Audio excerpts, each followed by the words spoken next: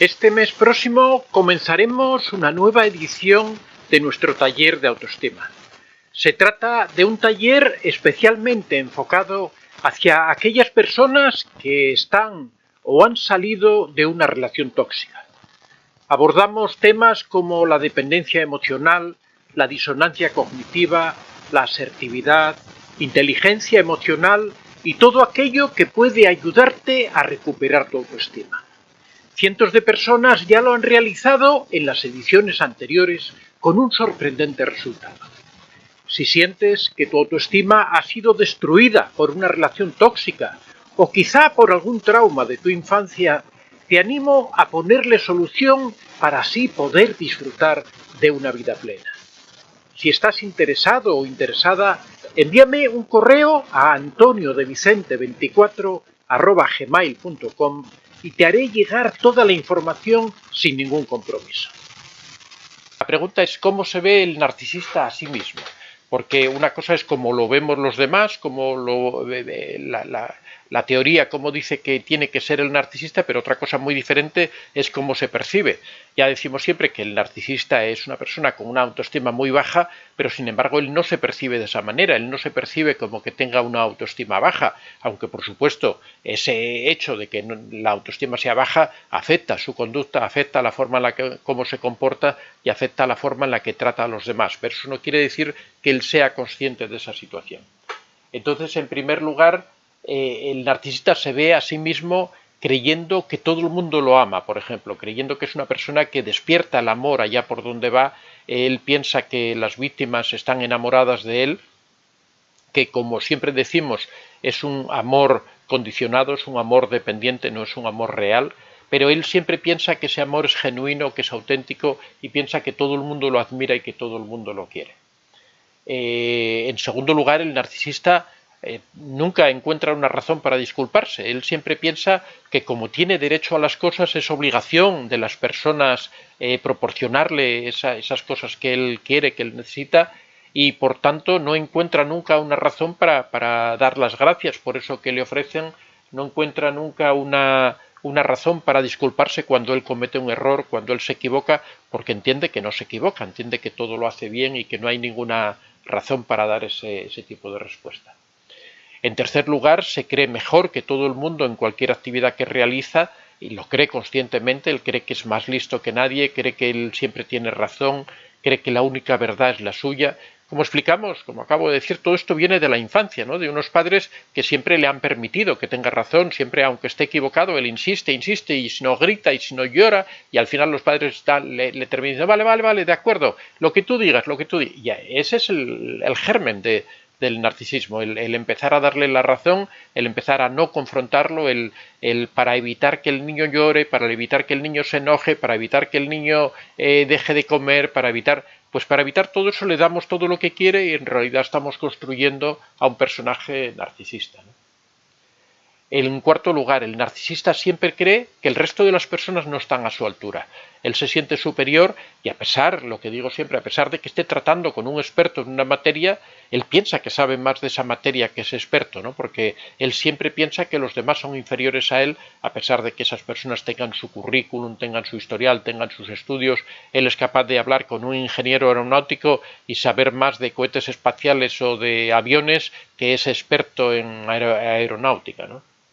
En quinto lugar, entiende perfectamente las reglas y las obligaciones, pero siempre cree que esas reglas y obligaciones se aplican a todos los demás y que con él no van, que con él no corren, ¿no?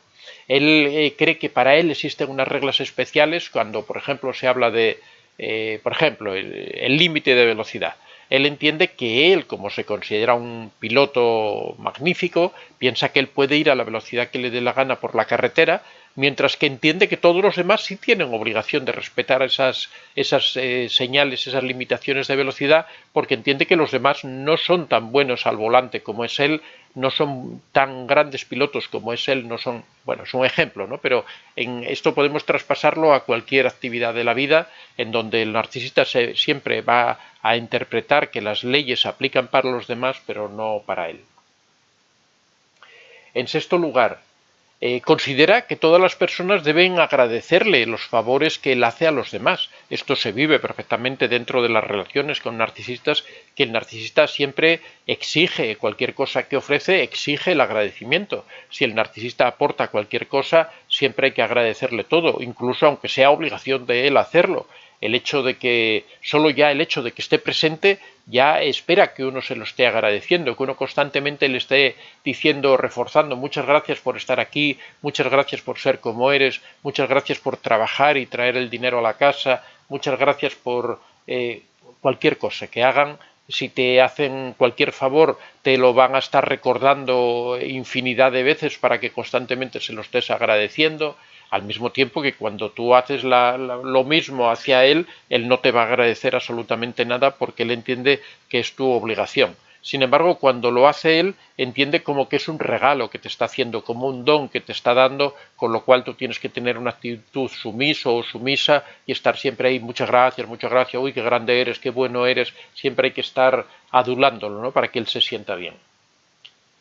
En séptimo lugar, está constantemente tratando de demostrar o de hacer ver a todo el mundo que es superior, que está siempre mostrando sus logros. Cuando habla, siempre habla de las cosas que ha conseguido.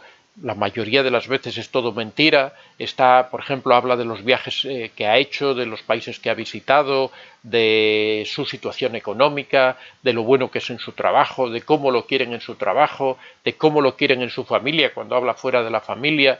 Claro, siempre habla de una situación en otra en la que no lo conocen, de forma que no puedan constatar si es verdad o no es verdad lo que él está contando, ¿no? En octavo lugar, no le importa aparentar ser arrogante o engreído. O sea, el ser arrogante o engreído es algo que forma parte de su carácter y él interpreta que eso es porque él es superior y es normal que la gente, al verlo en su presencia, la gente pueda sentir un poco de desagrado, pero no es desagrado. Realmente él entiende que lo que tienen las personas es envidia cuando critican su engreimiento o su arrogancia, ¿no? Piensan que lo dicen porque son envidiosos, porque envidian la situación que él tiene, el nivel que él tiene, y no le importa aparentar ese engreimiento y esa superioridad. Esto corre más sobre todo con los narcisistas grandiosos que con los narcisistas encubiertos. El narcisista encubierto en ese sentido es más discreto, no es tan engreído, no es tan soberbio, es una persona más que va por debajo, que no consigue las cosas imponiéndose, sino manipulando por debajo y tratando de moverte el terreno, moverte el piso para conseguir lo que él quiere. Si quieres ampliar información sobre el tema del narcisismo, tienes a tu disposición en Amazon mis libros. Cómo reconocer a un narcisista, en donde damos una descripción precisa de este perfil. El contacto cero, que es la técnica definitiva para alejarse de un narcisista. La piedra gris, la polémica técnica para convivir con un narcisista. La madre narcisista y una explicación de las secuelas que dejan en sus hijos y que arrastran a lo largo de su vida. Y la dependencia emocional, doloroso trauma muchas veces provocado por el narcisista.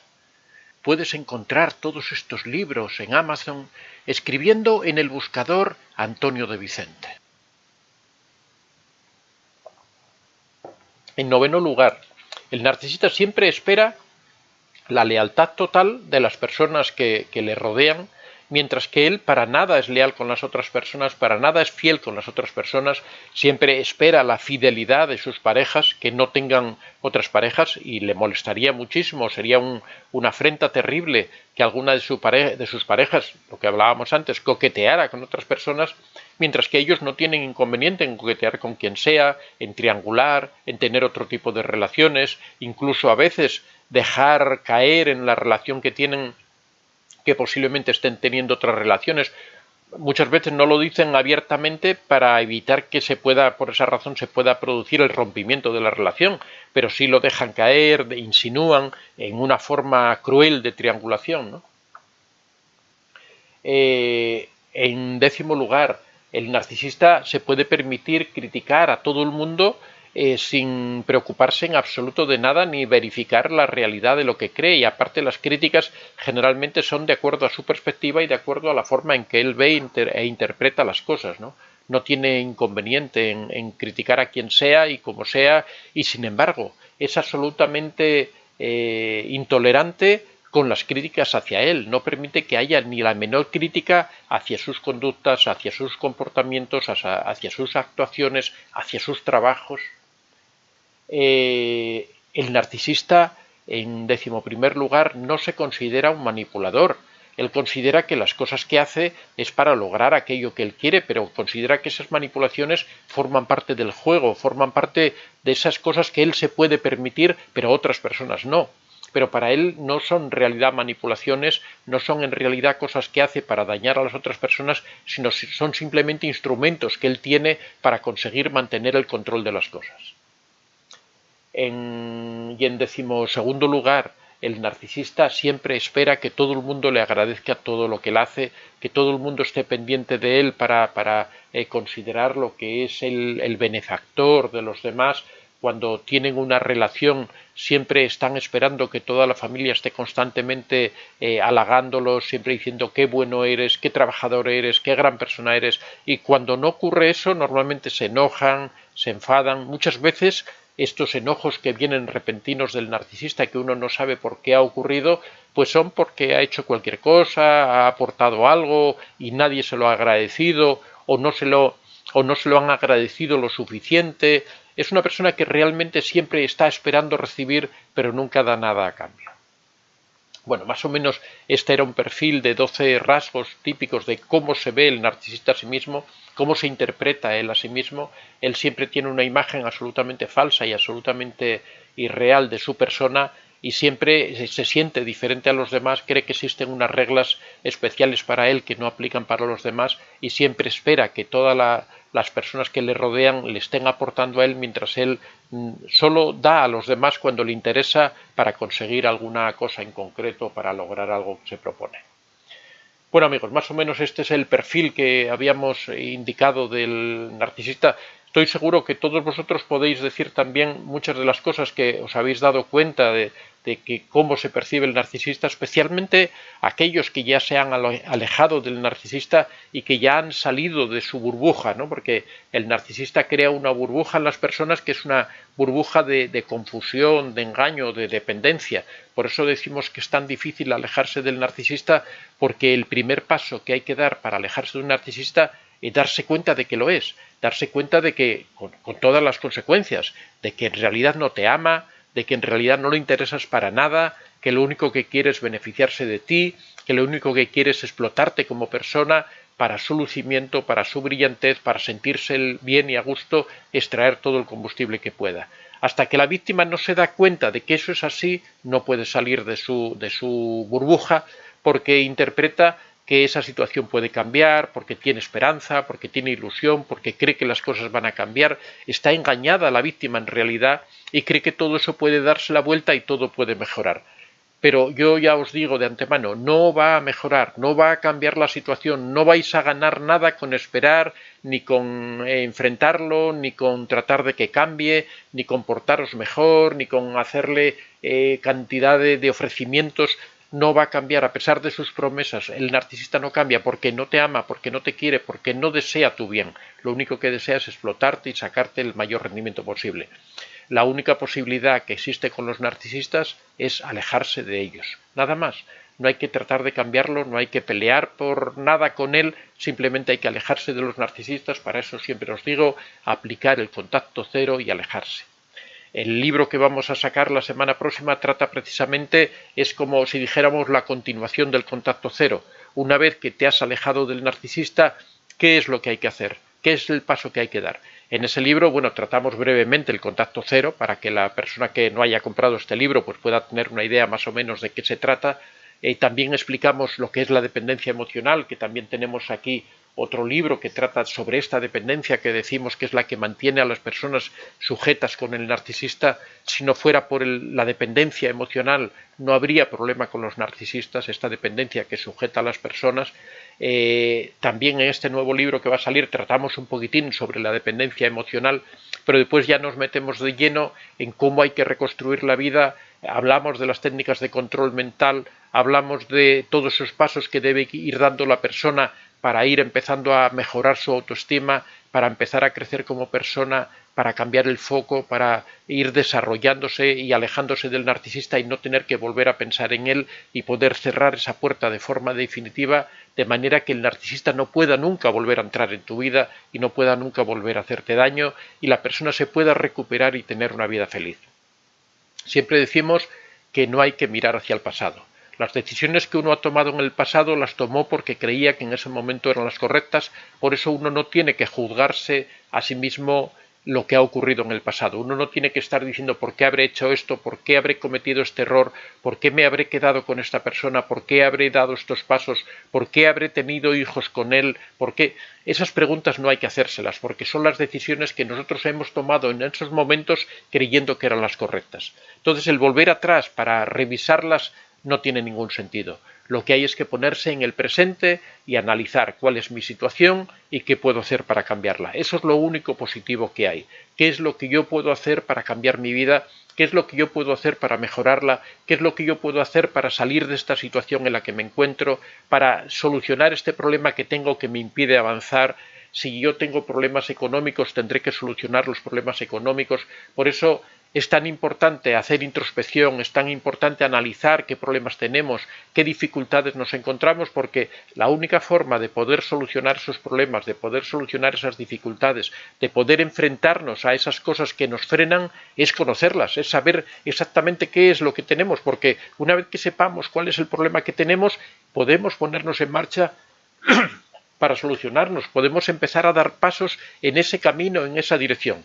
Si nosotros sabemos que nuestro problema, por ejemplo, es el tener un trabajo. De acuerdo, tenemos un problema porque para poder independizarnos tenemos que tener una buena situación económica y para poder tener una situación económica tenemos que trabajar y ganar dinero. Entonces uno tiene que empezar a desmenuzar ese problema y decir, a ver, ¿qué es lo que yo sé hacer? ¿Qué experiencia tengo? ¿Qué prácticas tenía antes de conocer al narcisista? ¿Qué profesión es la que tengo? De acuerdo, no tengo profesión o si la tengo, vamos a ir solucionando. Tengo que estudiar, tengo que formarme, tengo que entrar en un sitio donde pueda hacer prácticas, donde pueda perfeccionarme. Es que me he quedado desactualizado de mi trabajo. Vale, de acuerdo, vamos a entrar a trabajar en un puesto, un nivel inferior en el que yo estaba. ¿Para qué? Para poder recuperar ese ritmo que tenías del trabajo, poder ponerte al día en esas actividades. No, es que el problema que yo tengo es que me falta el soporte social o me falta, por ejemplo, dónde alojarme, dónde poder ir a vivir. Bueno, pues vamos a ir analizando esa situación, vamos a ver a qué personas conozco, a mis familiares, a mis amigos, a ver quién me puede ayudar estas primeras semanas ofreciéndome, por ejemplo, un dormitorio, permitiéndome que yo me aleje del narcisista hasta que yo pueda organizar mi vida. Consigo hablar con un amigo y un amigo o una amiga me dice, oye, sí puedes venirte a mi casa, un familiar, quédate en mi casa, tengo una habitación disponible, quédate en mi casa hasta que soluciones el problema. Pues ya vas dando pasos, te alejas del narcisista para poder pensar con claridad, para poder disminuir esa presión que el narcisista ejerce sobre ti, te alejas, te vas a la casa de ese familiar, te quedas ahí empiezas ya a abordar el siguiente problema, ya ese problema del alojamiento momentáneo ya lo tienes resuelto, pues ahora tendrás que pensar en el trabajo, tendrás que pensar en buscar una residencia definitiva, tendrás que pensar en organizar, pero hay que ir paso a paso. Pero para ello lo esencial, siempre lo decimos, lo primero de todo es conocer realmente cuáles son los obstáculos que tenemos por delante, qué es lo que nos impide avanzar. Por eso en nuestro taller de autoestima empezamos lo primero con la introspección, porque es esencial conocernos a nosotros mismos, conocer nuestros puntos débiles, conocer nuestras fortalezas, conocer en qué estamos tropezando, cuáles son las dificultades que nos encontramos. Casi prácticamente el primer tema que hemos tratado es la resolución de problemas personales. Lo hemos tratado en el taller de autoestima para que la persona sepa qué pasos tiene que dar para ir resolviendo esos problemas personales, cómo ir buscando alternativas. La segunda cosa que hemos tratado en el taller, las ideas irracionales que a tantas personas nos invaden, que pensamos cosas que no se ajustan a la realidad, que pensamos que no somos capaces de hacer determinadas cosas, que pensamos que van a ocurrir cosas que en realidad no ocurren. Por poner un ejemplo, esa madre que está esperando que regrese su hijo que fue a un viaje y como el hijo se retrasa, empieza a pensar que puede haber tenido un accidente, que puede haber ocurrido algo y estoy poniendo un ejemplo simplemente, ¿no? Y todo eso lo está pensando cuando simplemente se está retrasando 10 minutos, 15 minutos, que puede ser simplemente por un pequeño atasco del tránsito y sin embargo esa persona empieza a angustiarse, empieza a sentirse mal, simplemente porque está desarrollando unas ideas irracionales que no tienen ningún sentido. Si esa persona se parara, cogiera estas técnicas que tenemos para analizar ideas irracionales y empezar a pensar y dijera, bueno, ¿qué probabilidad hay de que haya tenido un accidente? Pues prácticamente ninguna. ¿Por qué? Porque normalmente el porcentaje de accidentes que hay en relación a la población es muy bajo. Entonces, bueno, todo ese sistema, ese mecanismo que hay de análisis de ideas irracionales, si lo aplicara, se puede aplicar a cualquier término de la vida. Por ejemplo, no voy a ser capaz de encontrar un trabajo, no voy a ser capaz de independizarme, no voy a ser capaz de superar la dependencia emocional. ¿Cuántas personas llegan aquí al canal y nos dicen constantemente, es que no puedo, no me imagino mi vida sin el narcisista, es que no me siento capaz de afrontar esa situación?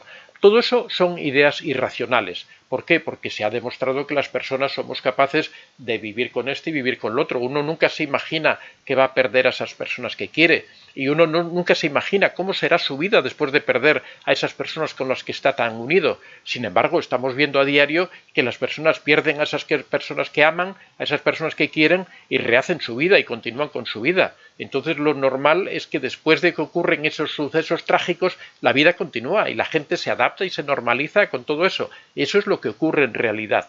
Y otra cosa muy diferente son las cosas que nosotros pensamos, las cosas que nosotros nos imaginamos. Por eso tenemos que empezar a aprender a manejar todas esas ideas irracionales, a saber procesarlas y a saber buscar las soluciones a esas situaciones. Bueno, vamos a ver por aquí. Soy Antonio de Vicente. Si te ha gustado este vídeo, puedes dar a like y si aún no estás suscrito, puedes hacerlo en la parte inferior.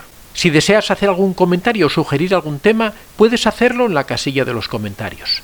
Recuerda que este es un espacio abierto y que siempre son muy bien recibidos todas las experiencias que hayas tenido y todas las opiniones que tengas al respecto. Estaría encantado de que las compartieras con nosotros. Muchas gracias a todos y que seáis realmente muy felices.